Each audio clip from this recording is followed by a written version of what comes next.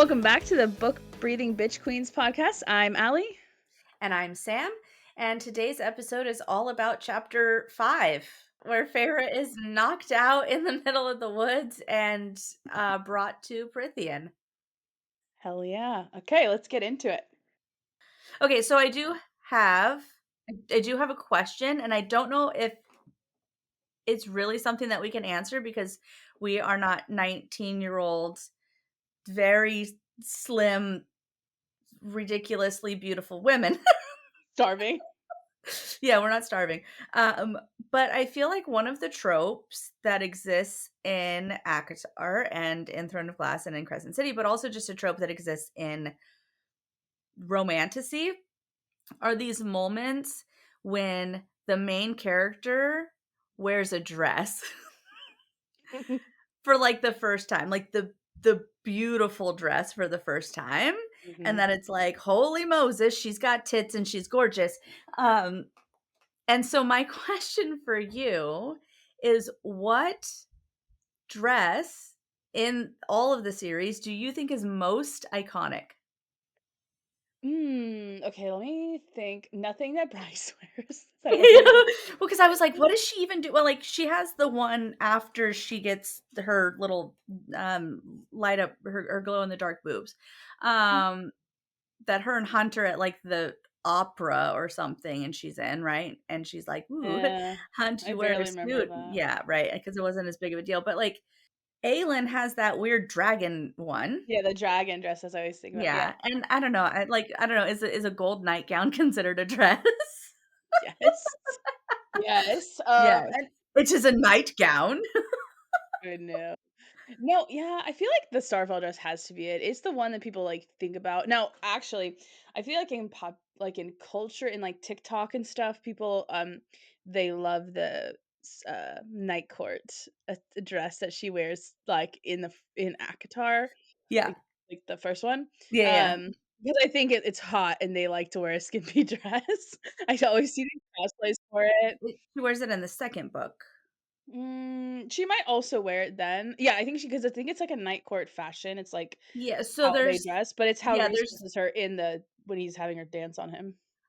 okay, yeah, yeah. Because the Mhm. one when they go into Hewn City the first time when he's like, "I need you to be my whore," and she's like, I think she's wearing fucking that same dress that she she's was wearing yeah, yeah, she's wearing same that same dress, style. but in black. Yeah. And so I Yeah. think that that's super iconic, but yeah, I think that Nightfall dress is probably the most iconic. I do love that she wears it twice. So like Mhm. good on Well, you, and Reese's Feyre, for mom like made it. yeah, I got theories about that. But yes. I don't know, like, how the fuck am I okay, let's just for a Mhm. second, right? Mhm. Mhm. I have 2 children, and let's just lean into my son, okay? I have a son who is 3. I'm going to make all of his future mates clothing? Like, All of first Yeah. off, like, yeah, okay, so I'm gonna make all of his wife's fancy dresses. Okay, but, like, what if he's not into chicks? How in the world could I possibly know what this right? And I mean, they're all kind of like copy and paste, so I guess you just like put a corset back and it doesn't matter how big her boobs are, they'll work it out. You just tighten it up. But like I just find it so strange. And I think there was something about wasn't Reese's mom and Asriel's mom, weren't they friends? Don't remember. I don't remember that. I've seen a theory that was like maybe Asriel's mom, who is a seer, told Reese's mom about Feyre, and then her next Got her step was measurements. yeah, yeah, and then her next logical step. The first logical step is to one, hide your ring in the fucking Weaver's house. Mhm. Because even though you know that he might have a mate, she can't be weak, silly. And then two, we're gonna make her a bunch of pretty dresses. That's such a like so completely opposites. I need her to be able to be a warrior and not bore my son, but I also need her to be really hot. Yeah, I mean, maybe Yeah, I feel like it's either, like, secretly it's adjustable, it's just magic threads that Sure. would always fit whoever. Yeah. I do think she knew Reese as an adult enough to know he was, like, straight, I guess. That's one way we can get around that part, yeah, like, it is, like it's a stretch a little bit. It just Yeah, never I think the first time I'm like, this is only the second time we're reading, but I feel like when I first read the books, I was just kinda like, "Huh, it's weird," and, like, just glossed over it and was like, "Whatever." same. But then I came back to it later and was like, "That's fucking weird."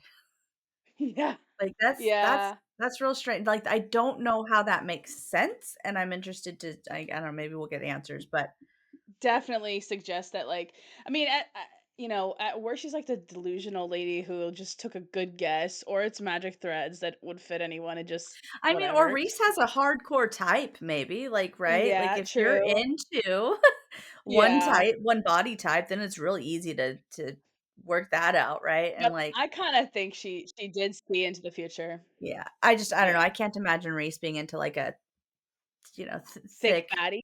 yeah, no, no, no, no, no, he could not. Yeah, I don't really know. I mean, yeah, that I think that could be it. I do think like within the story, it's made to feel like a mysterious thing that she just perfectly. So maybe the mom just like has instincts or some kind of Yeah. talent. Like I assumed either the mom is special or Feyre is special, and that's why it was foretold. And I think it's also supposed to, like, push the notion of fate, right? yeah, like they belong That, together. like, it's Only such a glass fated slippers part. match that, like, even yeah, like, that kind of thing. Yeah, I feel like it's kind of overdoing it with the mate bond and, like, how Hmm. set in the stars it was. Yeah.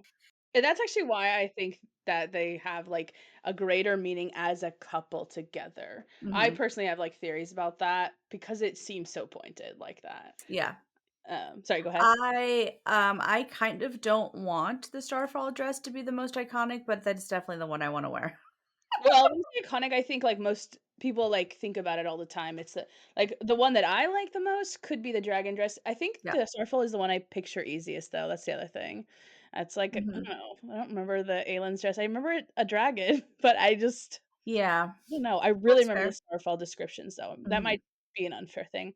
Now, if we saw, like maybe another time we'll pull up, like, fan arts of all 3, and then we can go then might be Yeah. different, um, Actual fan art and not yeah. AI. Yeah.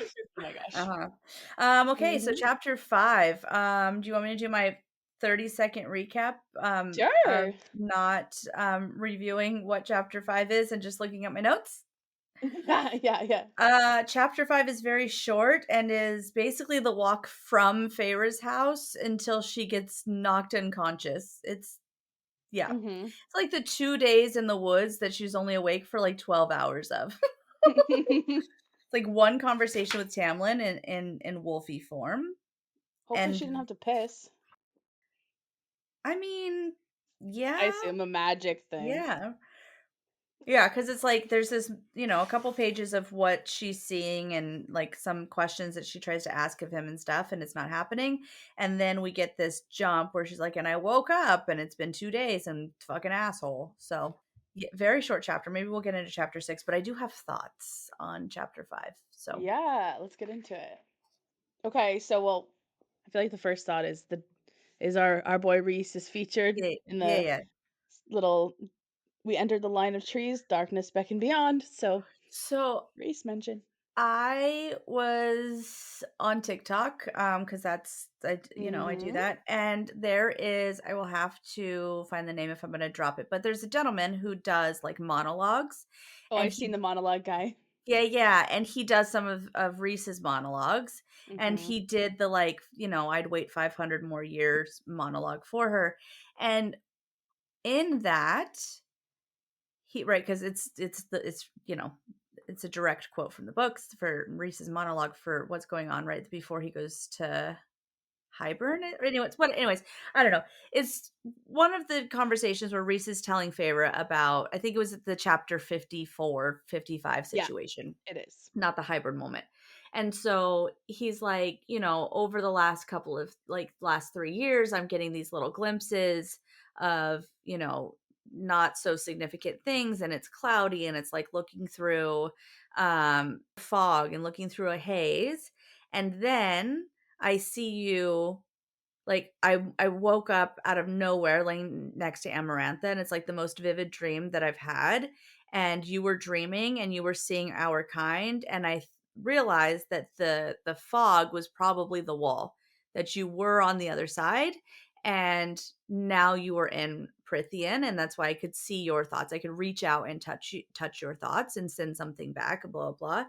And this moment, when she is about to cross the wall and it says darken beckons beyond, I feel like it's speaking to that, that like just as Mhm. much as Reese can sort of feel or notice the shift when she comes across that barrier, that there's something about her approaching the barrier and knowing that she's going across it, that it's right, it's darkness that beckons. It's not fear, it's not my new life, it's not the unknown, right? It's darkness that beckons. That's a choice, it's a word choice, that's intentional, and so I think that that's definitely speaking to this already like, pre-connect, pre-mated connection that's happening between her and Reese.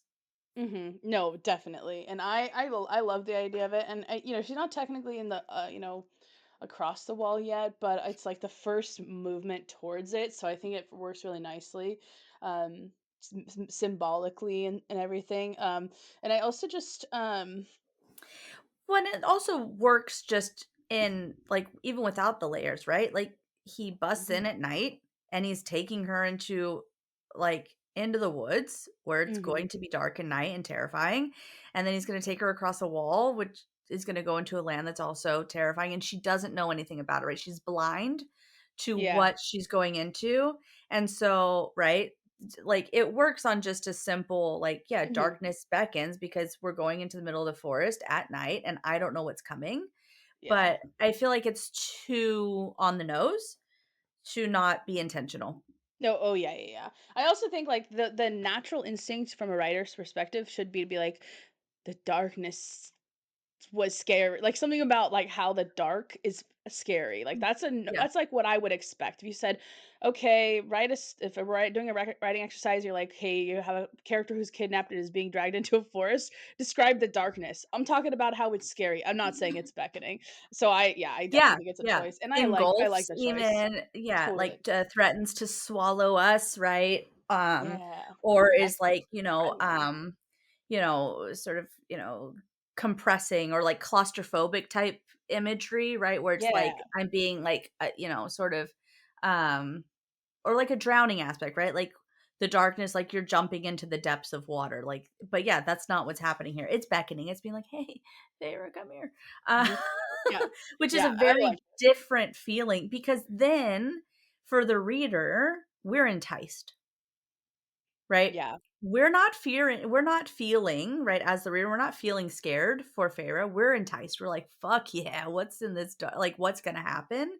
As Yeah. opposed to being like, dude, this is so fucked up right now. She must be terrified. And like, Mhm. not that we necessarily have those like super straightforward thoughts, but as you're reading and you're relating to a character, there's right mirror synapses that are happening that like you experience to a degree some of the emotions that the character Mhm. that you're reading about is experiencing. Totally. And this does not elicit fear, right? No, it's very, like, thoughtful, and she's like, Mhm. "Maybe I could do this." Like, Yeah. "You converted real quick, girl." I mean, I guess you maybe because there's no hope and you're like, "I'm stuck like this," maybe that's why, but I think well, she has a lot of, like she's very stubborn at the beginning, when she gets to Yeah. the spring court, so There are moments where I feel like, "Wow, that was real simple, Feyre." Like, for realsies, like, you just said, "Nah, okay, let's go." Which Yeah, again, I yeah, guess if I was starving and hanging out with a bunch of fucking cunts, I'd be like, "Peace out, Girl Scouts." But yeah. sometimes it feels like that wavering that she does where she's like, "Oh, no. Is this gonna be good? Is it gonna be bad? Should I be scared? Should I not go?" It's very, like, weak internal struggles for her where she's Feels a like, little contrived and it sometimes. feels a little bit, like, obligatory where she's like, "Oh, no, please don't take me. Yeah. Don't promise me to live somewhere where clearly you're gonna at least feed me." Like, Mhm. so, I don't know, it's there's moments where I'm like, "Really? You're still trying to be stubborn? Because 2 pages ago, you were like, 'This shit's sick.'" Yeah. So, Yeah. yeah. That's funny. Okay, yeah, I love that part. I also okay, the next part I noticed, and let me know if you noticed something before this, but it's like right after actually, is the white horse. Now, Uh-huh. I don't know if I'm really the white horse that she gets on. Mhm. I don't know if I'm just oh sorry, I thought you said what. But okay. But I don't know if I'm just like I don't know, to me I'm like, okay, fairy tales, the prince comes on the white horse and Mhm. takes you off into your happily ever after, right? That's usually the thing, and so I just Yeah. think it's a nice contrast with, the scary beast prince comes and derives her and Yeah. gives her this horse that she's the one riding to her own sort of happily ever after Yeah. doom because she's thinks it's a bad thing right now, Yeah. and, I don't know, it's a really interesting reversal of, like, a common trope, it Well, and yeah, putting her on the white horse, right? Essentially creating this like connection between like the knight in shining armor is totally, yeah. Feyre, and that's what she ends up being at the end of this, right? It's She's the her own night, hero. yeah. And in all reality, she's Tamlin's and all of Prithian's knight Yeah, because she yeah, breaks the curse. absolutely. Like she is their knight in worm shit. Knight in shining worm shit, yes. Yeah, yeah, yeah. So yeah, I do like that. I also think that it is I think a couple of episodes I was talking about like the sort of shift with like the Disney's Beauty and the Beast where like Mhm, the beast saves Belle from wolves and in this one like Feyre kills a wolf to find the beast. mhm. And so I think that this kind of leans into some of that like just sort of Reversal. turning it on its head. Um Yeah, yeah. which is always nice. And subtle, Mhm. I feel like I don't hear people talk about this very often. Maybe it's too obvious people don't talk about it, or maybe people don't they read this too quickly or something, but, I don't know, I find it a really interesting Or especially in they the beginning. expect yeah, I mean, like, well, what's the alternate like, in a, again, pragmatic moment, what's the alternative, right? Is she gonna ride Ugly Tamlin? brown horse. Yeah. Oh, that's true. Yeah, or just like, but then it's also like, so did Donkey. Tam Dragon. Did Tamlin ride the horse as human form and then shift? Or was he running in animal form next to the horse? Or was he on the horse in animal form? Maybe can he, like, summon a horse? Like, can he just, Can like, he winnow it next to turn him? one of his, peoples She's into a riding horse? another She's just riding Lucius. She's just riding some fucking guard. Yeah, and He's that's his like, form "Hey" because his dad's all into Pegasus. right? He's like, "Hey, Mark, I got a job for you to do. I need you to turn into a white mare and have crazy this girl who just killed our friend, she's just gonna chill on your back half like, unconscious for 2 days. You good with that?" Like, Yeah, "What?" I'd be like, Yeah, "Promise because you cannot piss on me, please." That's all I think about is, like, you had to, like, not pee for 2 days but, like, okay, so but now I might be onto something about this not being a normal horse and maybe being a guard that he's turned into a horse. because it's so calm. Yeah, Oh, I thought that was right? just meant to show us that, like, Tamlin's trustworthy, and this is our first sign is that Or that it's a this is magical certain. horse from a fairy Yeah. land. Yeah, yeah, but even still, like, it's unbound besides a tree, her court like fresh snow in the moonlight. She only lowered her head as if in respect of all things as the beast lumbered up to her. It's a fucking guard. Yeah, it totally could be. That's very funny. He said, We "My don't ever lord." hear about this mare again, do we? No. That's funny. Well, I don't know. I know she does end up on a horse a couple of times when she's like But I feel like we would have chilling known if it with was, like, the same horse. yeah, yeah, we might have to like when I'm reading like, when we start reading further in, Mhm. keep an eye out for that. But yeah, That's this funny. like as if in respect, it feels like he was just like he like, let's go. I need someone to come with me to carry which is also weird. Like, Tamlin, just take your fucking beast ass over yourself and carry this broad back. Like, I gotta Yeah. really? But yeah, anyways, Maybe that'd Tamlin's a be lazy yeah. Tamlin's also a lazy fuck, so I wouldn't be surprised that he made one of his guards turn into a fucking female horse, by the way, and then carry her back for him because he doesn't do a fucking thing at the end of the book. Imagine it's just Eonthea is the horse. Uh, My oldest friend, might I turn you into a horse so you can carry this woman? Oh my No, god. Ianthe is not carrying anybody. She might turn into a horse, but she's not. Only as punishment, she would be pissed. No, Ianthe's a freak. She'd turn into a horse. She does like to get rode. She doesn't So, mind yeah. offering her services. Yeah, she doesn't. Okay. So, And then yeah. the horse is warm, so, Feyre's warm, so that's helpful. Yeah. I think it's interesting that they give us this, right, the treaty forbids Faye from taking us as slaves. Um, right, we're getting a little bit of like exposition background that the Fae can't take them as slaves. Right, like sure, we're getting a background and we're getting some like, I guess, foreshadowing of what is going to be talked about in the and coming up. But I think that it also allows us to not get carried away with what is going to happen to her, right? My brain, I like true crime. My brain goes into horrible places of like, girl, what's he going to do to you? And at least slavery is off the table, but Yeah, it is kind of an interesting kind of like, okay, so she's not gonna be a slave, so now maybe we're entertaining other possibilities, but, mhm. yeah, I don't remember what I was thinking at this point. I read this part really fast because I didn't love, like, the beginning chapters, and I was like, "Okay, let's just go. Let's see what happens." So, yeah, the wolf, I just every mention of a wolf, I'm gonna be like, "Hey, look," because of well, really because of Crescent City. That's like I don't know. But I also thought this was kinda interesting, like, okay, and once we went through the invisible wall, once we were in Prithian, there was no way for my family to ever find me. I'd be more than a lamb in a kingdom of wolves. Wolves. Wolf. Murdered. I think it's maybe trying to show a thought process of her thinking about how she killed the wolf, but it also just was strange for me or to or read like that. or is Tamlin the wolf that she was referring to at this point, right? That she's going to be in a Yeah, kingdom of of the wolf. she's going to be in this guy's, but she doesn't know that he's a king. She just thinks he's just like, he's Fae. Don't know how high or low, but clearly he's got land, so it's at least middle class, doing better than millennials. Yeah. Yeah. But yeah, and maybe it's just like to be scary. She's a lamb with wolves, sure. But I just was like, I don't know. I just I'm noting down every mention of a wolf. I think that this next paragraph too, like, pushes way too hard about the like hate in her heart for Fairy. I don't know. I got like rereading this, I was like, she doesn't fucking hate them. Like what? Like we can see it over and over again that like the visceral disgust and hate that she's supposed like that we're supposed to see isn't there. Right? Where she's Yeah, like, my throat went dry, I'd killed a fairy, I couldn't bring myself to feel bad about it, not with my family left behind surely to starve, not when it meant one less wicked, awful creature in the world.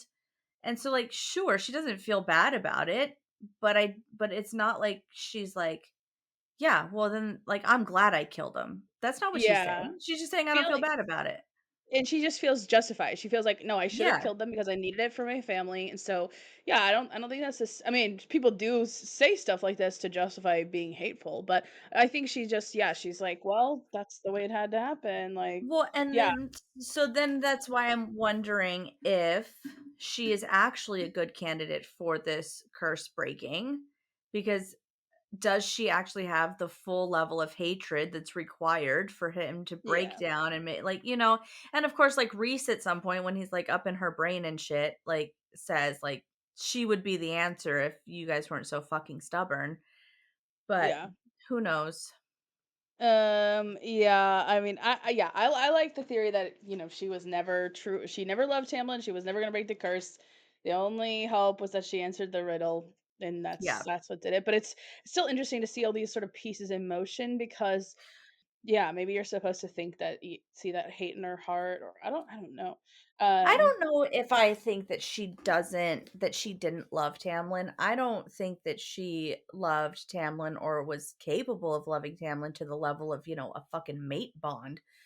no, So no, clearly Reese is always gonna blow it out of the water. Um, but I think that there was I do right, you don't go back and face what you did and fight for that if there's not at the very least an infatuation. Um, definitely. Yeah, but I mean, she but knew yeah, for like so and 2 fucking days. They fucked for the first time the night before she got sent away. Yes. Isn't that weird? It's stupid. I think they didn't even kiss before that. I think they No, literally he, like, just bit her became a neck. thing. Yeah. Yeah, but I don't they just had a lot of tension before that. It's like having a one night stand and being like, "I'm gonna go commit my life to that person." Yeah, it's a bit much. Well, it's a little more than that, but, it seemed intense to me. Yeah. So I could see Um, what a teenager would do, but I guess she is a teenager. she is a teenager, yeah, and That's she's true. human, so she's stupid. I had a thought on so on the bottom of 43 in the to the top of 44. So it says there were few first-hand accounts of Prythian itself. The mortals who went over the wall, either willingly as tributes from the children of the blessed or stolen, never came back. I learned most of the legends from the villagers, though my father had occasionally offered up a milder tale or two on the nights he made an attempt to remember we existed. Which, I mean, I'm just pointing this out because I think it's interesting that well, with our theory about, like, he knows some shit, so he's occasionally Yeah, telling them stories about what? Like, the wall? Like, what is does he yeah, never like, is it just he's just heard it from his generations, they're just folk yeah. tales, or is it like, But then when you know Tamlin questions her, he says, "Did your I mother not always teach us think about that. anything?" Yeah. And, like, so we know her dad did, and at least warns her a little bit, or at least tries to, use it as, like, boogeyman, don't talk to strangers tactics, which is what fairy Yeah, tales are for. Um, yeah. But I do wonder if there's something more, like, if he was telling them real stories or of something or, course, of course yeah. there's more. How does that motherfucker get on his boat and sail Seriously. to the exact spot in the Feylands? Like, that's also my thing. If there's a wall on the land, like, don't we like, there's a moment where they're flying over the water, right? And it's like they, like, kind of go through this, like, veil wall thing that even goes over the water, right? By then, though, the wall has been deleted by the time he's going to them. So does the wall extend into the ocean? Yes, I think so. Yeah. I mean, according to the map, it looks like it does. Yeah, by the time he is coming to them, the wall is not there. Um, Okay. because it gets, fucked Uh-huh. up at the High Lords meeting. Yeah. But I don't know. I'm like, yeah, that's a little seed there. Um, this is where I'm gonna lose my shit on page 44 about a map. Yes, So many okay. thoughts. Okay, so we have the second, I guess it's the first full paragraph. As far as we knew, the High Fae still govern the northern parts of our world. From our enormous island over the narrow sea separating us from the massive continent. So if you look at the map at the beginning of the book, there's two land masses, well, I guess three with Hybern, and the large one says fairy realms and mortal lands. Now, when I first saw this, because I'm a fucking idiot, I'm sure, and I don't know how to read a map, which again is not the greatest skill to not have as a historian, but it looked like to me, because especially since it's on like separate separate pages, and you have like Prythian and mortal land, like I don't know, it looked like it could be like a zoomed in Mhm, no, it totally does. portion, like it's where it's like this is just a different part of the map. But then it would have to be very zoomed in on this place, like with the spring court at the north, and Mhm, then right, the mortal lands to the south. But that's not what this says, right? That mhm, our enormous island over the narrow sea separating us from the massive continent. Cool. So there's a narrow sea that separates them from this other continent. So this is a different landmass in this world. mhm. Across depthless fjords and frozen wastelands and sand-blasted deserts. If that doesn't describe the places in which they go in Throne of Glass, I don't know what fucking is, right? Yeah, Depthless fjords? What? Okay. Like, frozen wastelands? Yeah, uh-huh, the check. wastelands, yeah. Yeah, Although and I think they're supposed to be hot in the Throne of Glass world, but maybe, but not the wastelands are where the it's the witch air, like, the witches' lands in the north that are dead Mm. because they stole the fire or whatever the fuck shit, right? It's been a minute since I read Oh, it. okay, okay. Yeah, And so it's like so the frozen right, frozen wastelands and then the sand-blasted deserts, yeah, so yeah. we're like, where fucking Kale goes and finds his legs. Uh-huh. And then this is what fucked me up though, right? So across the depthless fjords and frozen wastelands and sand-blasted deserts, that's that big continent, all the way to the great ocean on the other side. So if we look back at this map, we don't get the great ocean on the other side. We get Hybern, water, Prithian, narrow sea, giant continent that we're told has fjords and wastelands and deserts. And then on the Mm. other side of this land, we're told is a great sea. If you look at the Mm. map in Throne of Glass, that continent, on the western border of that continent, it's called the Great Sea or Great Ocean. What does she call it? The Great Ocean. It's literally called that on the map. Please fact Yeah. check me. No, it is. I Yeah. have a book. Yes. Yeah. Yeah. Dude, I love that So idea. and Caleb is really into this too. He keeps looking at the map and thinking about all this. Yeah. and like again, I don't know temporally how that works if it's because again, I think that the Prithian Throne of Glass, like, or the ACOTAR Throne of Glass connection feels more temporal to me, right? Same place, different time. Yeah. Whereas Crescent City does not feel like that for me. It feels very different space.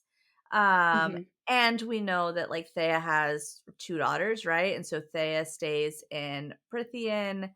One goes to Midgard. One goes theoretically goes to what is it?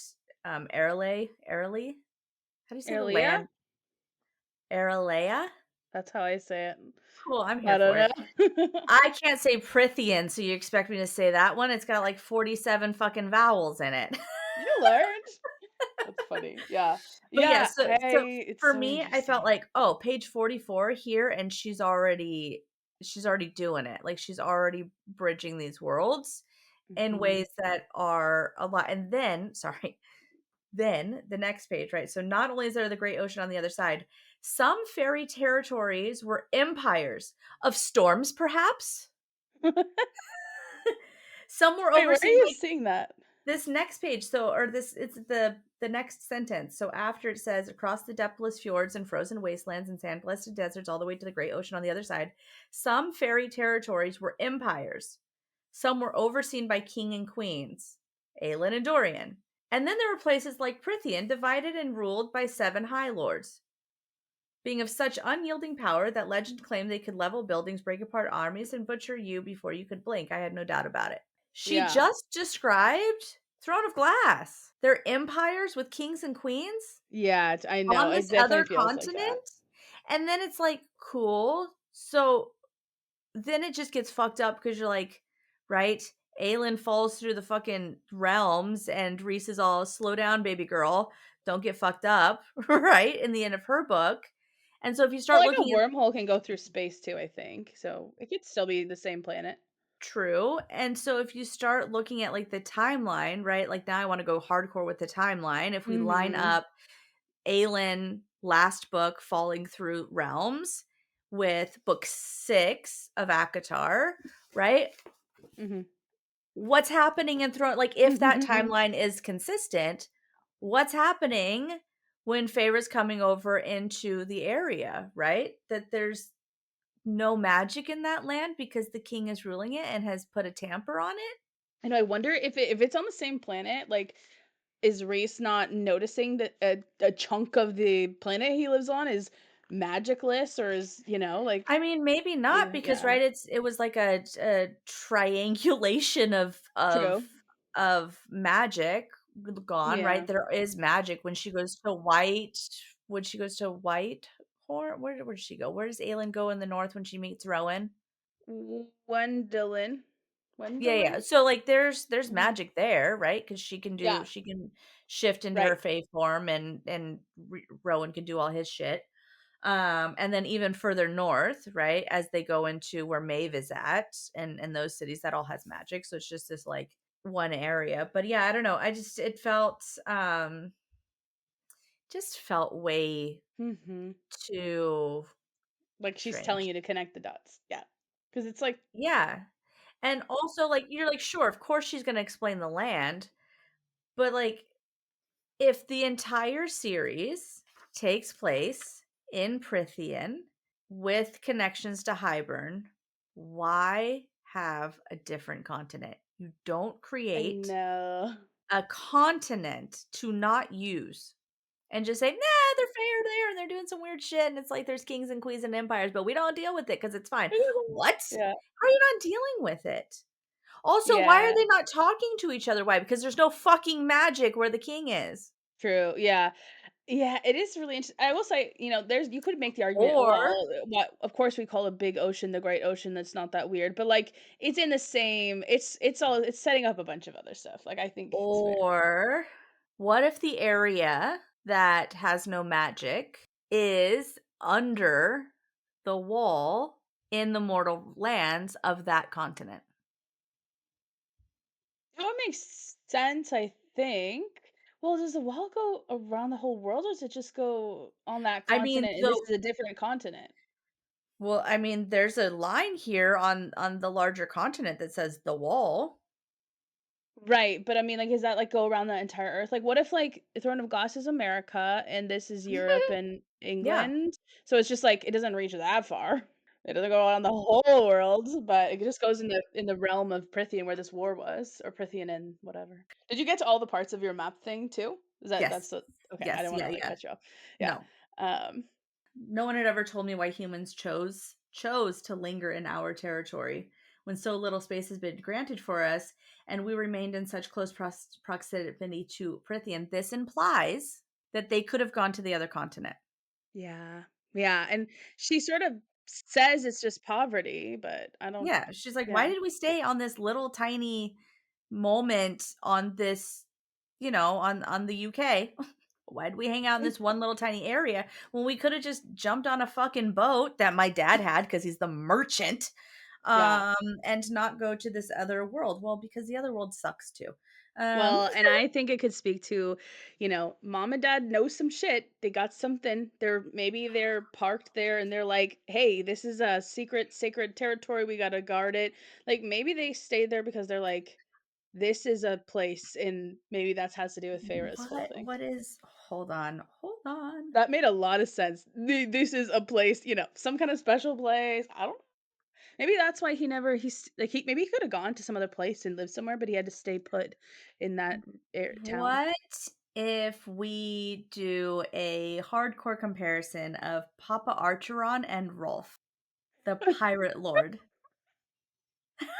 Oh my gosh, that is an interesting one to do. Yeah, I'd have Like to, like, look like, it up. I he's mean, he's are you saying that Papa Archeron is a Mycenian? hell yeah, of course he is. And also, I don't remember enough about who those are. I just know Oh, they're, like, a fuck, I secret forgotten people. you just reminded me that Mycenians Yes, are yeah, in whatever they're this called. fucking story, and now I'm going to lose it again because I remember when she said it when I read it the first time, and I'm an ancient historian, so I know what a Mycenian is, or Yeah, it's like the Mycenian, straight however up you wanna. same name, right? Or is it just It's the yeah, exact same name, and it has some similar cultural like, things? there's some, like, cultural similarities. Um, Can you talk about who they were in history, or do you not fuck. remember? I do. So they are a they're sort of they're not Proto-Greek because they also exist at the same time as the like Mhm, the Greek Empire and the Greek world, but they are an earlier, right? Their civilization dates before Greece, at least mhm. with Athens and Sparta, because that's all we think about with Greece, but Yeah, whatever. Greek And heyday, maybe. Yeah, so, like, golden age of Greece, classic era, right? This is way before that. So there are, we know a lot of so we can date it oftentimes by language, and so in the Greek that we know now, right, the Proto-Greek language we call linear A and linear B. Don't ask me why, I'm not a fucking classicist, but that's what we call it.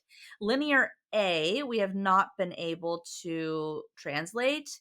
Linear B we have, or vice versa, whatever. One we don't know, one we know, and the one that we know is much more closely related to Greek, and that's how we know it, blah, blah, whatever, right? Smart people. But in the Minoan society and in the Mycenaean society, linear A and linear B are what is used. And so that's how we know that they're older than Greek. Now, culturally speaking, they're kind of Proto Greeks, right? There's the idea that there was some sort of migration from Minos or from Mycenae that goes into Greece and over time becomes whatever. But you have some of the Greek um, myths take place with like King Minos, right? Or with Yeah. the Mycenian king. The story of the labyrinth, that's King Minos, right? King Minos has this labyrinth. He has the Minotaur in the labyrinth. People from Greece are supposed to pay tribute in the form of uh, adolescents, because that's how that works. So 7 boys and 7 girls come and get sacrificed to the Minotaur. And Theseus, I do believe, is the one, right? He's Greek. He's the Greek hero who goes to the island of Minos and defeats the Minotaur with help from Ariadne. Oh, that's the name of the dragon in Crescent City. Sure is.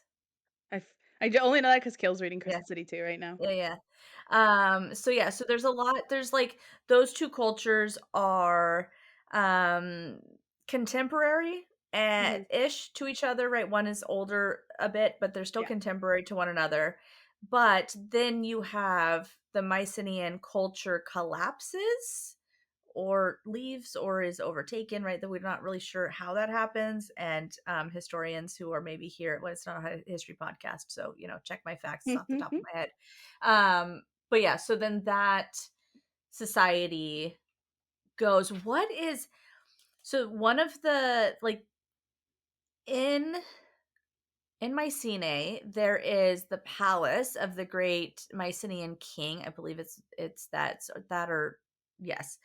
And the palace has these like the archway to the entrance of the palace, and on this are it's either a fresco, so it's either a painting or it's carved into, I can't remember, but there's lions. Like lions is like a big huge trope within Mycenaean culture. And now I want to know, what was the fucking animal that was the Mycenaeans in Throne of Glass, because didn't they have It had it was a a, sea dragon, right? yeah, mhm. Sea serpent or something like that. Okay. Yeah, But yeah, so it's just there's things that she takes that are, it's not even a redoing. Like she's using the names, she's using what they're yeah. called, and I just don't know if it's right. Throne of Glass, she starts when she's 16. I don't know if it's just a sort of earlier adolescent writing, or if it's intentional, or she's just like, nobody fucking knows Greek history anyway, so fuck it. I like the name. No, I mean, I think, the Mycenaean thing we only learn in later books. Like, I don't think Yeah. he's called a Mycenaean in, Assassin's Blade, which No. is the one that's actually dated earlier, but so I think it's in, like, one of the later ones where she calls them that. Maybe even just in Empire of Storms. I think it is whichever one Lysandra turns into the giant sea serpent and fucking eats Empire of everybody. Storms. Yeah. Yeah, I think it's in that one That because she she's mentioned like, the first time. "Oh, they're the Mycenians," and she turns into a sea serpent, and it like gets them to be like, "Fuck yeah," and like Yeah. fight Yeah. for Yeah. her. So Um that could've totally been retconned, like, maybe Rolf was never that guy, and she just and that's decided to make right him that later. before yeah, that happens right before she's taken by Maeve, right?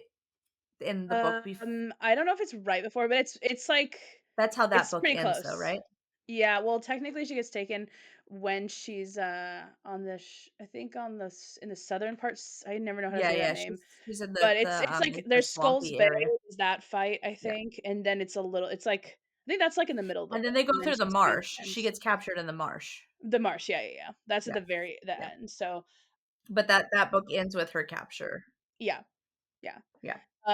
But it's a fun idea. I mean, it kind of would make sense. He's like brings the boats, and he brings all these and Yeah, it just felt too, I don't know, I was just like, just kinda putting, I'm just fucking spitballing and talking into the ether and being a oh jackass, hell right? no! Like I But think it's interesting. if we look at, let's look at his description. We got a description of this guy? Uh, do you mean Rolf or do you mean the dad? I mean, Rolf, because we have a description of the dad. Yeah. Anyways, Rolf is, he's good looking ish dude with dark hair and super light eyes and full lips. Just saying. Just throwing that out there. Mm. Sounds like could, right. I don't know. It also sounds like every single male in her story because she's got like no Yeah, but diversity. But Feyre does have light eyes, blue yeah. gray eyes, I think. So I mean, I don't know, but I Yeah, mean, I know Nesta has gray eyes, and I think Feyre has like a bluish gray, and I don't know. Elaine mhm, probably I has think they actually fucking interchangeably said blue gray and gray blue. Because when I was yeah. looking at all the Whereas I was, like, getting fucked up by it.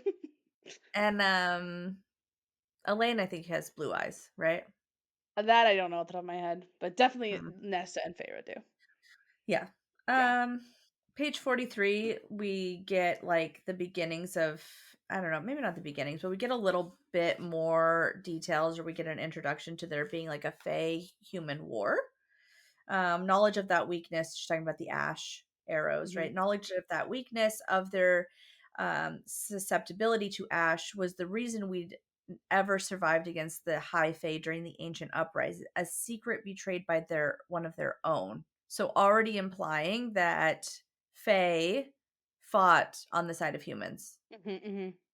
or Yeah. at the very least that betrayed them to give them, the means to defeat or at least fight against the fae. Yeah. Very interesting. Also, I thought it was funny. Let's see. I think it's bottom of 44. Um, oh yeah, yeah. She's talking about like how she has to live with him. By the way, the repetition of live here just I know Mhm. it's neurotic, but it did make me think of Manon for a second, like live Manon, and she's kind of telling herself like live Oh, Feyre. I know it's kind of stupid, but I don't know. I was no, it's thinking not about stu I it. mean, I didn't pick up on that, but that I don't hate that. I don't hate that at all. Okay. It just feels like it's a little stretch, but it's okay. But I thought that I noticed No, that, it's but then not, it's in the same paragraph as Children of the Blessed. what does that have to do with It's Manon? not a the Children of the Blessed, Children of the Cauldron? Witches? You Oh, I guess I don't Croaked, associate right? witches as close to Cauldron necessarily in this universe. I don't know, I just I don't know, I feel like the Children of the Blessed, I thought that we had, like, said something where, like, that reminds us of witches. Oh, that's right. Yes, we had talked. Okay, Because true. yeah, because Okay. yeah, and so it's like, that was a side of Prythian that the children of the blessed never deigned to acknowledge, perhaps a side of Prythian I'd soon witness. My stomach turned, live with him. I reminded myself again and again and again, live, not die. Though I suppose I could also live in a dungeon, and he Yeah. would likely lock me up, which he Yeah. does, and forget that That's I the was part ever that was there. so interesting. Yeah. She literally predicts it. But yeah, I don't think I think that you I don't think it's silly that you made that connection, Yeah. because Well, it's literally at the same moment of Children of the Blessed, and I think there's something about Children of Blessed and Crokin mm, and witches that feels too closely related, or at the very least, informed by, mhm. right, where the Yeah, Children of the Blessed are informed by, or stories or traditions of the witches. Although witches don't come from the cauldron, right? Weren't they created I to don't fight think the so. Valg? Yeah, I think the cauldron's Hmm. just in ACOTAR. It might have something that's, it has some kind of fabric of worlds in it that is in other worlds, but I think that's just ACOTAR.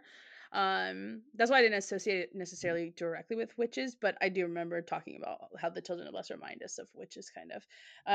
But I was gonna say like the thing about the live thing is that I've just noticed, and I've been tallying them as I did because I reread like the first two books a second time. Mhm. And as I went through those, I just had this weird thing. I noticed it during Silver Flames when I've only read that once, but um I would notice that people would have these like commands, and specifically the three sisters would say something. And if I just started to notice in Silver Flames that if they said something three times, whatever they were trying to say would happen. But a lot of times they would stop, like they're repeating commands, like don't. If they stopped at two, didn't happen. If they said it three times, it would happen.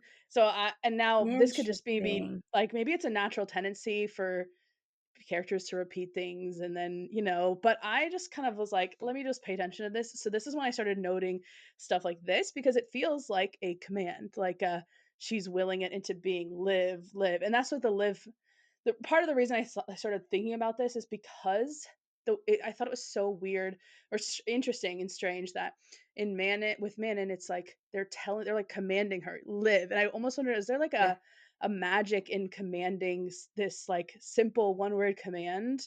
And so then I yeah. started tracking it, and I've had some interesting like Um, things, but I you know you that's where it's do crackpot. you do know the really interesting thing about the word "croken," right?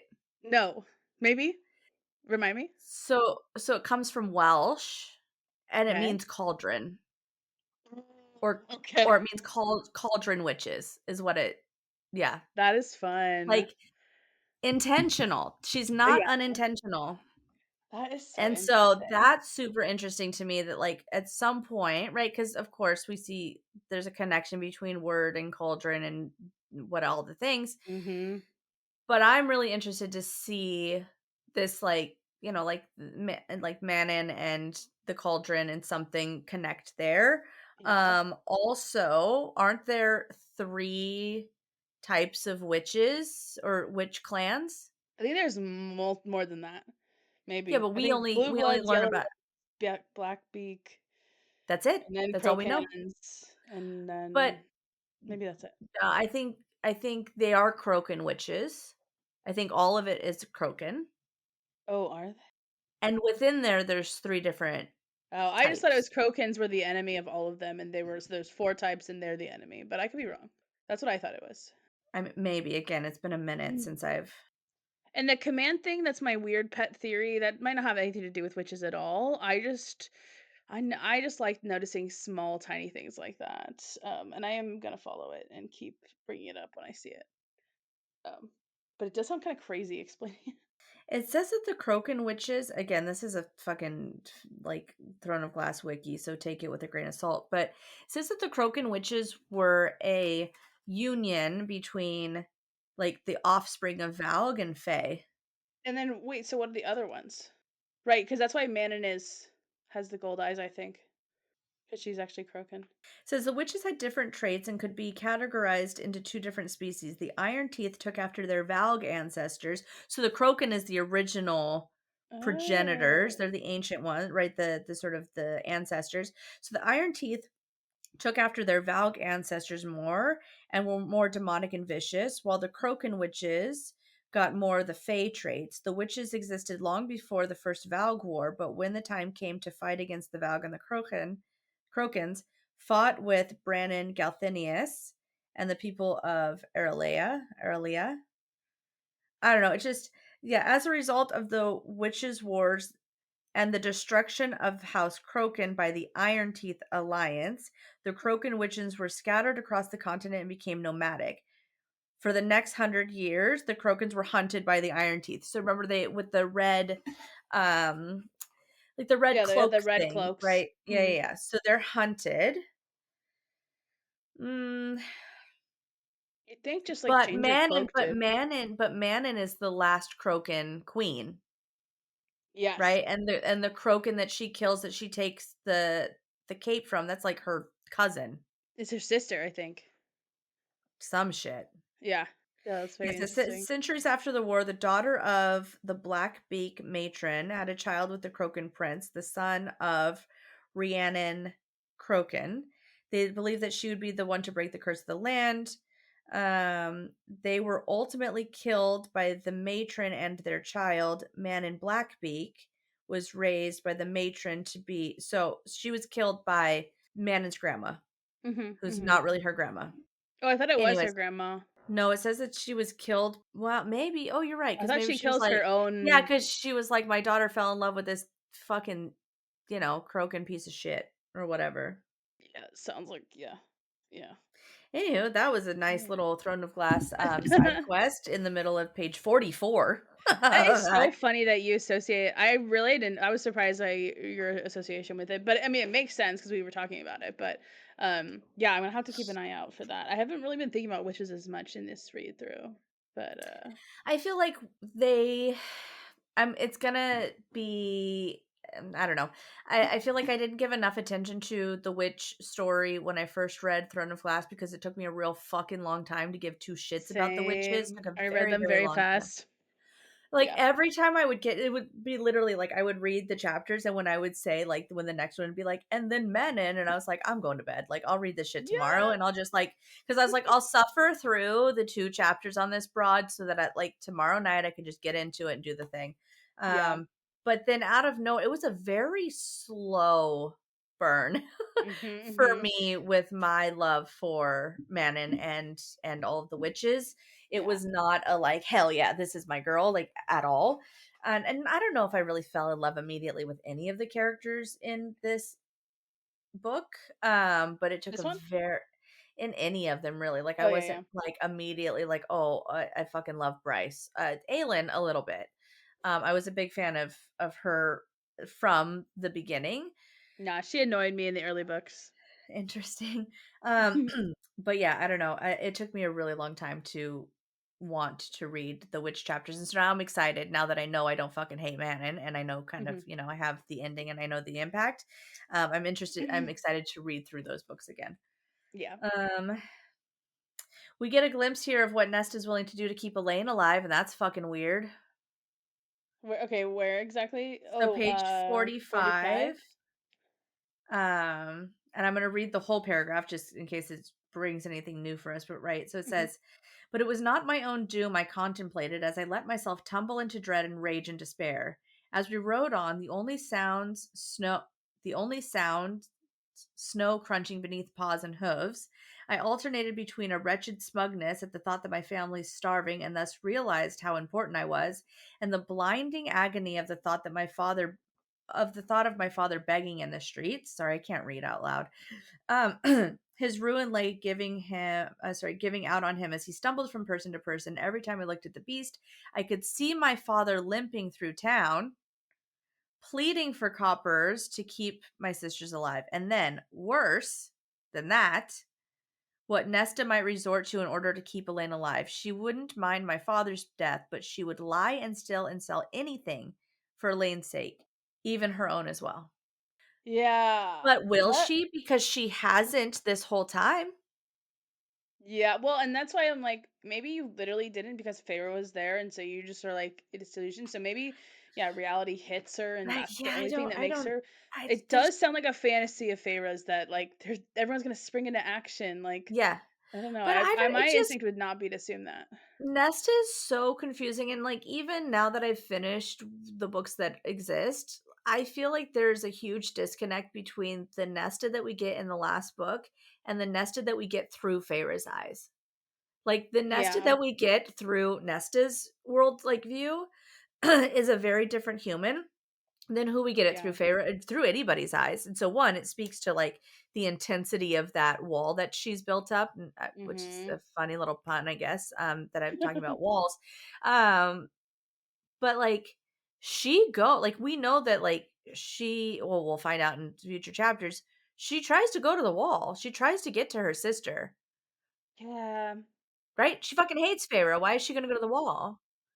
Right? She hates Well, she Feyre doesn't so hate much her, that but she's yeah. gonna pull out the fucking the you know, dead dread trove and save her life? Come on. Like You're it saying, just I don't yeah. there's just something about there's a big disconnect between who we think that Nesta is through the view of Feyre early on Yeah. and who we start to see her go. And maybe it's just, well, like the character develops and it changes over time. But if you're like, she was always going to be willing to like literally sell everything and do anything for Elaine, she also is willing to walk to the wall to try to retrieve you from a fucking fairyland. Maybe because she's also not afraid of fairies. But I don't know. It just felt, there's things that don't add up. Yeah. Yeah, I just always felt like these parts about Elaine seemed strange, which we talked a lot about. Yeah, Yeah. I'm like, okay, sure, but Yeah. I don't know. also I couldn't see. I was like, her dad never begged before. Is he gonna beg now? Like, I don't know. It seems like it's her fantasy about people doing what they're supposed or it's to strive. Doesn't she talk about her dad begging though, or that like he asks for something at some point and she's like, yeah, the people who we like who used to be our friends when we were rich, like wouldn't help us out Yeah, but I when think like, you call your old buddy and you're like, "Hey, can I borrow Yeah. $200?" Like, I think it's like that. Or maybe that they assumed they would like come see how they are and then no one ever bothered with them. Yeah, Like that's Schitt's Creek. nice. Sorry, I don't know if you've seen Schitt's Creek. I have not, but the idea of him being like, "You got $200" is fucking hilarious in my head. Yeah, it's funny. We get a star heavy sky. Yes, I know. Every time I'm like, Yeah. "It's Reese." That's Yeah. funny. What manner of fairy are you? I asked, the words nearly swallowed up by the snow and trees and star heavy sky. It's an interesting Yeah. sentence. Snow is first again too. That oppressive environment. Yeah. Or maybe snow symbolizes more too. I always think about snow like that too.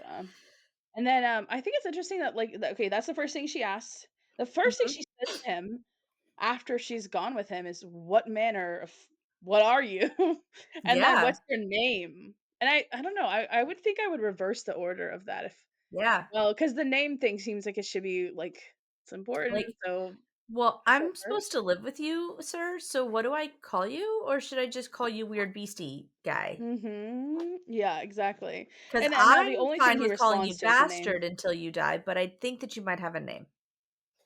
Yeah. Yeah. But, yeah, and he It doesn't is a respond to weird the first question at all. no. Only responds to the name, and then I think he Well, tells her he's to not gonna turn around and be like, "I'm a high lord of the spring court. That's what kind of fae I am." Like, although it's really obvious, apparently, which makes no sense to me, is how the fuck she knows that, but that's a chapter 6 problem. What? Where she's like, there's a moment when he like turns into his fae bipedal form, and she's like, "Oh my god, he's a high lord." How the fuck do you know that? Because he's Oh, got a no, she big doesn't know house. he's a high lord, she knows he's a high fae, and Again, I think it's still, because they're supposed to look human. I think that's what it is. I wanna see that, I wanna see the evidence, I wanna see where that says that, because Yeah, yeah, otherwise, it seems very strange that, like, she's like, "Oh, shit, he's high," like, I don't know, and maybe it's yeah, from the mild stories her father told her, but it just seems a little too, like, "How you know that?"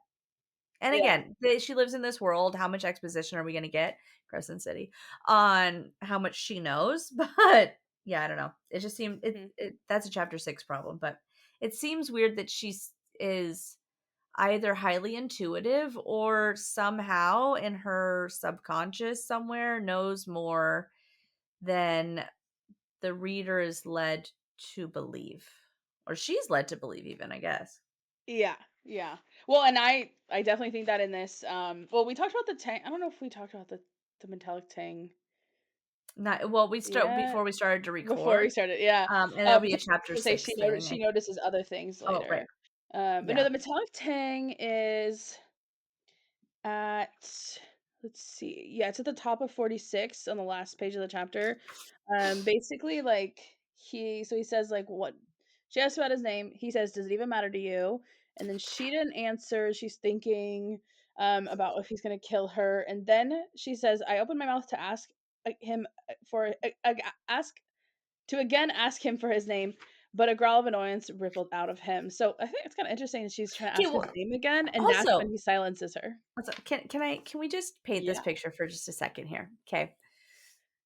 From the possibility of Feyre being a neurodivergent. Um, she's on a horse and he is in beast mode and they're walking. She's asked him what kind of fae he is and he doesn't answer. And then she asks him, "Do you have a name?" And he says, "Does it even matter to you, human?"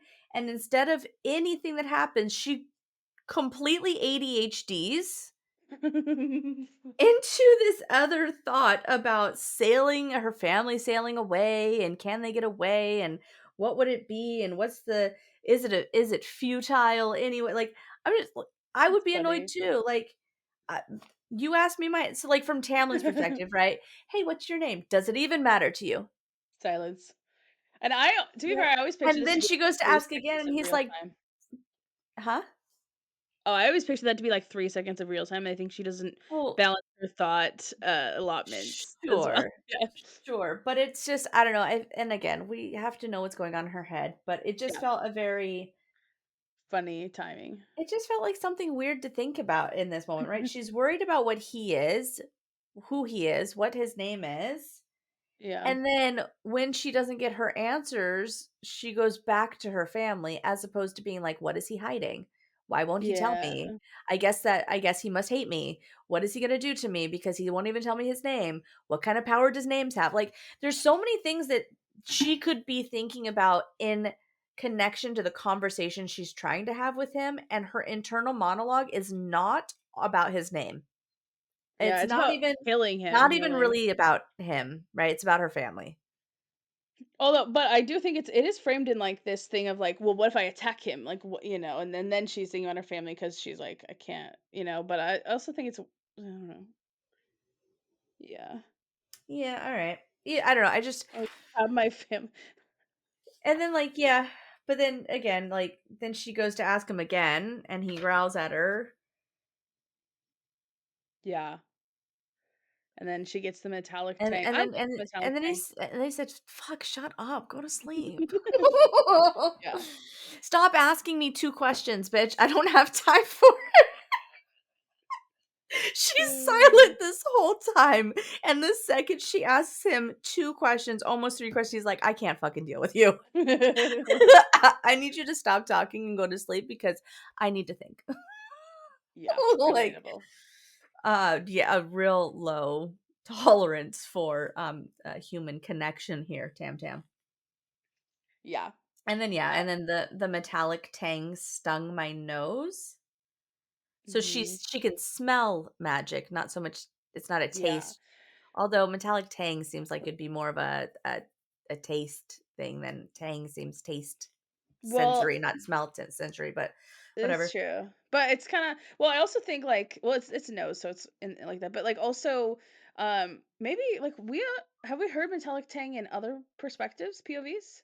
Because maybe, again, like, you I were kinda saying this before, I think, that maybe it's not that it's everyone can taste/smell magic, but that she I can because she's got some kinda I know that we get it elsewhere. I just don't know if it's in other like favorite perspectives. one right, right. Don't I know that we get more Feyre perspective, right? Because she gets Yeah, the tang again when he like turns all sexy back. totally. Um and I Y think that there's a couple of other moments. Across the wall, yeah. And yes, so you get the tang when you cross the wall. I also think that when he kisses her, she tastes the tang, right? When Oh. he gives her this like he kisses her forehead and like gives her the side of Faye, and she could be like, "Holy shit, it's so beautiful here." Now I can see Alice in her wood form. Oh, yeah, yeah, yeah, Um, yeah. so I think that there's that, but for some reason, I also feel like I recalled it in both Throne of Glass and Crescent City. I Mm, can't name it specifically, but I feel like if it did exist in Throne of Glass, it would be when she went north and is able to be in the presence of magic again. yeah. And I think that there's some Aelin Rowan something that talks about like that mentions a metallic. But again, Mm, don't I would be quote me because it interested. just yeah. So something we keep, I feel like we're just gonna keep like I mean we have a rolling document, but like a rolling document of like find where these words are and just write and I mean that's how people study things. Um I love how slow we go through these books because I mean, I in my head, I go, we should do a couple of chapters an episode, but there's actually yeah. so much to talk Yeah. about. Hour and a half later and we've talked about 5 pages. I was like, surely we could do 2 chapters this episode. No, we cannot. No. We cannot. I Um, will the say oh, last yeah. the last thing that I have highlighted is after the break when she wakes back up. Uh-huh. Um, so what I have highlighted is I recognize the power deep in my bones Yep. from the collective mortal memory of terror. But so like right, so that whole paragraph, magic, that's what the tang had been, would have been keeping my limbs tucked in tight, preventing me from going for my knife. I recognize the power deep in my bones from some collective mortal memory and terror. No, or maybe some collective fey memory? Mhm. Yes. Mhm, mhm, Well, and, yeah, I definitely because she also says, "I recognize it deep in my bones." Like, so something in her body is mhm. responding to magic, and I don't think normal humans do that. I think No. that's a this is also one of those foundational things that formed my, like, she's something theory, Well, even before she's something. again, to think about mythology and religious themes that Sarah pulls into it, right? Flesh of my flesh, bone of my bone. Is Like that a reference to? it's Adam and Eve, right? Oh, That okay, yeah. when Eve is created from the rib, which doesn't really mean rib, it's actually a mistranslation and patriarchal choices. To translate it as rib, it actually means side or half. If you look at the other places in the Bible in which that word is used in the Hebrew, here we are talking about language. Um, that's my rant for the public. But right, so when she's created and he wakes up from his slumber of being split in half or having a rib taken out, he looks at the woman, right? He looks at Isha in Hebrew and says flesh of my flesh, bone of my bone. And so I recognize the power deep in my bones. It feels too much as like it's part of her. Yeah, no, it definitely does. I mean, just like the phrase "we just deep in my bones." Yeah. Like maybe she's just using that phrase because it's like an ism. It's like a what is this the Yeah, like I saying? was like, yeah, I But was like, my bones were I don't cold. know. Like I got a Um, chill that was so deep, but like this feels, yeah, yeah, this is different. it can always be like that doesn't mean anything. She just threw a phrase out there. It can always be that, but No, I like to think no. that it's pointing to something. I am of the school of thought that I would rather give Sarah J. Maas far too much credit Yeah, and think that everything has meaning, yeah. as opposed to being like, "Yeah, she just, like, did a thing and fuck it, and it doesn't mean anything." Mhm. And even if it was a throwaway where it's like, that's just what sounded nice, it still comes from the fact that she lives in a particular world where tropes are a thing, and those tropes Mhm. and mythologies and stories and retellings and the hero quest, right? Even if you're not thinking about it, it comes up, Yeah. right? Yeah. Those cycles of storytelling, that's just human nature and the cycle, and clearly she's informed by other traditions and Yeah. mythologies and religion. So even if it's not like, oh yeah, I guess I didn't think of it. Yeah, but this is the world, like this is the sort of things that you're steeped in. Mhm. Clearly, you know that when you're writing Feyre, you know where she comes from because you're the fucking author. So Yeah, yeah. yeah, Yeah, and well, even and I think unconscious choices can still be intentional totally. choices.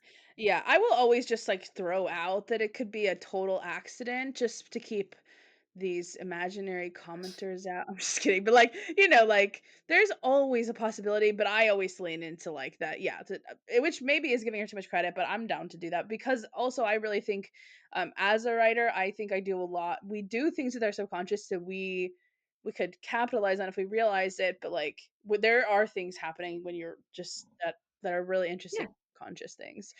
So but there's something to that line. It there's really definitely it's also her something. first impression of magic. It's her first taste of like I think it's something. Yeah. Um and then, the last although I have the other thing I had noticed is like my prisoner, my salvation, I couldn't decide which. Again, we are getting, once we get into the Tamlin parts, like really, it's Yeah. constant prison imagery, so many examples. I'm gonna make a little like graphic because it's insane how many Yeah. instances that I found of Right, that's a really restraining or obnoxious laugh that prison. you're gonna have to edit out. No, Sorry. yeah. I am a pro at making us sound like we don't think each other is funny and editing out all laughs, and that is fine. No, I'm just kidding. Um, or sometimes they don't even come through, I Please, will say. how funny would that be for us to, like, for me, because 'cause I'm not editing it, for me to, like, finally listen to when they're published and be like, "Why are we not laughing at all?" That you just said something funny and I know I laughed, Silence. but it's just like silence. Roasted. Um, yeah, I know. This is the power of editing. No, it's funny. I also think Um, that this dichotomy, this my prison or my salvation, I think that we're are getting it already getting the notion of a Tamlin Reese dynamic or dichotomy. yeah, absolutely. That Um, like Tamlin will absolutely be her prison. Um and that her salvation will end up being Reese or maybe herself. But um yeah, I don't know. Yeah, I also think, I have to mention a gate. The last line, "The gate Oh swung open shit, without yeah. porter or Mhm. sentry, and the beast continued through. Whether I wanted to or not, my horse followed after him." So, gate mention, but Mhm. also, I think it's interesting that we end this chapter, and this is the moment that we enter truly into, like, the place, and it's, like, this sort of lack of choice emphasized as the very last moment, which I just think Mm, is interesting. Um, and yeah, a gate again. yeah. Yeah, Lots of which false choices, lots of coercion happening yeah, here. Yeah. it's just very interesting. I'm so Um, excited to talk about the next page and the word roses. But yeah, I don't this is for such a brief and quick chapter where like theoretically nothing happens except for they take 4 steps and she falls asleep and then she wakes up in front of yeah, a castle. Yeah, 100 yeah, an hour and 40 minutes.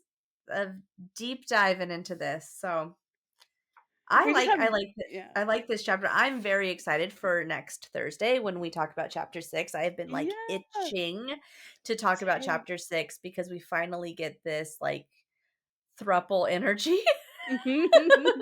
And Yeah. I'm so fucking confused. Like there's a part of me that was always joking like in my head or like when I would talk shit about like this moment for her and be like, how's she gonna fall for Tamlin? Like She's got she's got Lucian there. Lucian, yeah.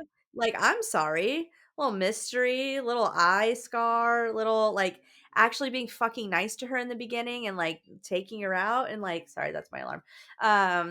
Like actually taking her out on the walks and like she chooses to hang out with him over Tamlin because she's like, fuck that, bro. And then Tamlin at some point, and we'll get to it, but Tamlin like tells him to back off. Yeah. And And I I always wondered if he wanted Feyre to hear him say that. 'Cause there's, like, a weird question about that, but Yeah, sorry, I mean, continue. you can't I mean, he has to know that he's loud enough for her to hear, and clearly his Mhm. face senses probably tell him that she's right there. But Yeah. yeah, I don't know. I feel like it also leads to that like choice and the lack of choice. And if the first off, if the curse didn't exist, he wouldn't have grabbed her anyways. But Mhm. what would the chemistry and dynamic be if there wasn't the weight of like it has to be Tamlin that she falls in love with?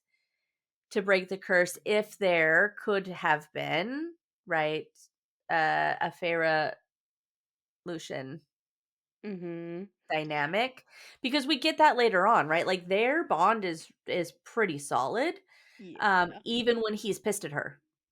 I do think if that was the case, though, we need to hate her first lover a little more, 'cause otherwise Yeah, we'd yeah, be that's in a true. fucking Edward Yeah, and whatever, the Jacob yeah, situation. yeah, yeah, Because so that's many true. people would be a fan of Lucian, like Yeah, it'd be Team Lucian, Team Reese, team. Yeah, yeah. yeah, I yeah, mean, Reese still stands out, I think, even compared to Lucian, but so many people like, Lucian's such a fan favorite, I think we'd be yeah. way more divided, whereas now everyone's on Team Reese because like, fuck Tamlin, but it'd be interesting.